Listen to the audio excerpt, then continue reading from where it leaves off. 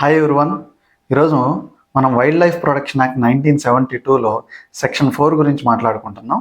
State government అనేది wildlife protection కోసం state లెవెల్లో అధికారులను ఎలా నియమిస్తుందో ఈ సెక్షన్ చెప్తుంది.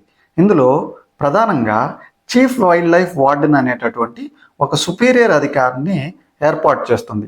అతని కింద స్థాయిలో వైల్డ్ లైఫ్ వార్డెను, ఇంకా హానరరీ వైల్డ్ లైఫ్ వార్డెను, ఇంకా ఇతర సంబంధిత అధికారులను కూడా ఈ స్టేట్ గవర్నమెంట్ అనేది ఏర్పాటు చేస్తుంది.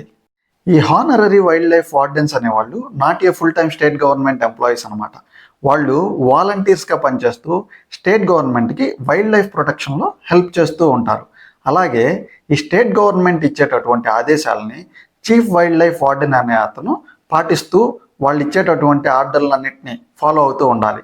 అలాగే ఇతని కింద స్థాయిలో ఉండేటటువంటి wildlife warden, honorary wildlife warden, ఆర్ఎల్స్ ఇతర సంబంధిత అధికారులందరూ ఈ చీఫ్ వైల్డ్ లైఫ్ ఆఫీసర్ ఏదైతే చెప్తాడో వాటిని అమలు చేస్తూ ఉంటారు. ఓవరాల్గా సెక్షన్ 4 ఏం చెప్తుందంటే, ప్రతి స్టేట్ లెవెల్లో జంతువుల్ని, అడవుల్ని మరియు నేచర్ని రక్షించడానికి కావాల్సినటువంటి స్టేట్ లెవెల్ బోర్డ్ని ఈ సెక్షన్ 4 ద్వారా నియమించవచ్చు.